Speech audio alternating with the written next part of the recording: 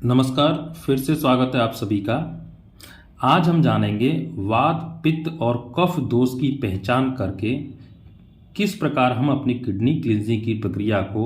और भी बेहतर तरीके से प्रयोग करके अच्छा परिणाम कैसे प्राप्त करें। दोस्तों, वात, पित्त और कफ इन तीनों में किसी भी प्रकार का असंतुलन होने पर हम रोगी होते चले जाते हैं। किस प्रकार का दोष हमारे शरीर में हो रहा है, ये सब पता करने के लिए आयुर्वेद के जानकार, डॉक्टर, वैद्य और भी अनुभवी व्यक्ति कई सारे तरीके अपनाते हैं। जैसे खाली पेट मरीज की नाड़ी देखना, नाड़ी की चाल से वात, पित्त, कफ दोष के असंतुलन को जाना जा सकता है। उसके अलावा भी नाक से चलने वाले स्वर, मुंह में आने वाला स्वाद, रोगी के रोग के लक्षण, रोगी को होने वाली समस्या, रोगी का व्यवहार, रोगी व्यक्ति का चाल चलन, मौसम के आधार पर होने वाली समस्याएं, आहार विहार से होने वाली समस्याएं, मरीज द्वारा बताए जा रहे लक्षणों के आधार पर जाना जा सकता है कि शरीर में किस प्रकार का दोष बना हुआ है। आइए अब मैं आपको बताता हूं अपने अनुभव के आधार पर, अगर शरीर में आपके वात दोष है या किडनी वात रोग से ग्रसित है तो आप कैसे पहचानेंगे। अगर किसी मरीज को बीपी हाई की शिकायत है, अगर किसी व्यक्ति को पैरालिसिस हुआ है जिसे लकवा बोला जाता है, अगर किसी व्यक्ति को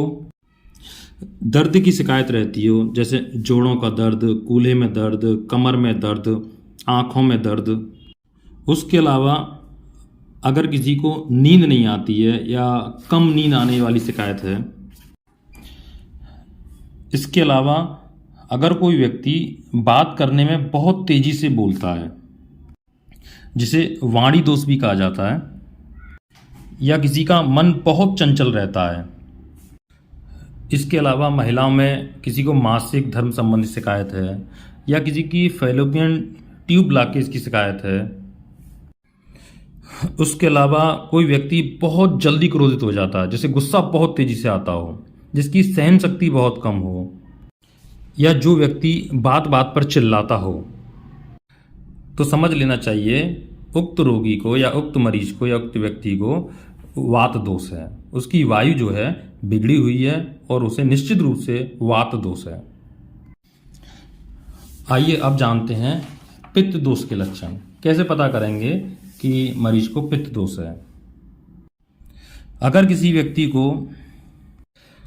पेशाब में जलन, पेट में जलन, पेट में गैस बनना, एसिडिटी बनना,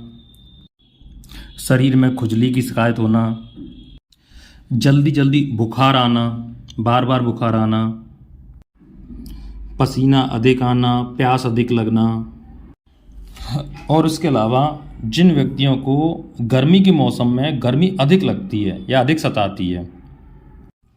मुंह का स्वाद जो है कड़वा रहता हो, तो ऐसे व्यक्ति पित्त दोष वाले माने जाते हैं। आइए जानते हैं कफ रोग से ग्रसित। जिन लोगों को डर बहुत लगता हो, सर्दियों में, बरसात के मौसम में अक्सर जिनके पैरों में सूजन आ जाती हो, जिन्हें अक्सर नाभि के आसपास पेट में दर्द रहता हो, या जब कभी बुखार आता हो तो एकदम ठंड लग करके, जैसे ठंड के साथ जो बुखार आता है, अगर ऐसे सिम्टम्स हों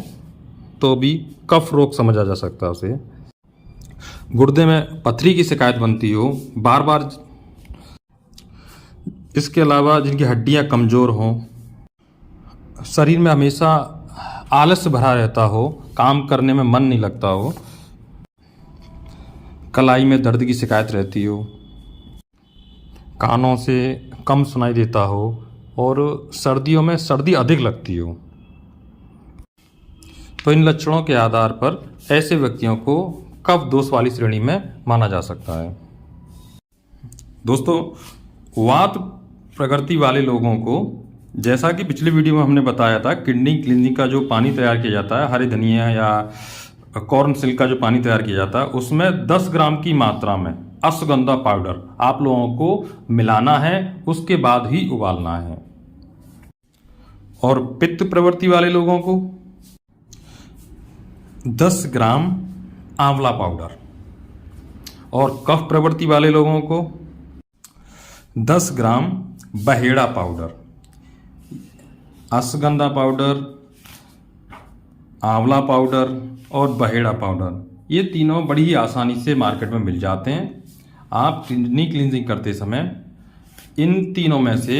अपने रोग के लक्षणों के आधार पर किसी एक को मिलाकर उबालिए, पानी तैयार करिए और खाली पेट दिन में 3 बार, जैसे पिछली वीडियो में हमने बताया सेम वही प्रोसीजर है, उस तरह उबाल करके पीजिए। दोष के अनुसार क्लींजिंग वाटर तैयार करने से इतने सुखद और अच्छे परिणाम मिलते हैं कि आप किसी भी अपने रोग में पहले दिन से ही आराम महसूस करने लगते हैं। तो दोस्तों, सोचिए मत और शुरू हो जाइए और अपने स्वास्थ्य को बेहतर बनाइए। और हाँ, अंत में बताना चाहूँगा, ऐसे व्यक्ति जिनके तीनों में से कोई भी दोष नहीं है या जो सामान्य अपने आप को महसूस करते हैं, अगर वो क्लींजिंग करते हैं तो जो धनिया का पानी तैयार किया जाता है, कॉर्न सिल्क का जो पानी तैयार किया जाता है, उसमें अगर वो हरण, आंवला, बहेड़ा 1, 2, 3 के अनुपात में, जिसे त्रिफला पाउडर बोलते हैं, 10 ग्राम की मात्रा में डाल के प्रयोग करते हैं तो उनका परिणाम भी बहुत ही सुखद और अच्छा परिणाम देने वाला होता है।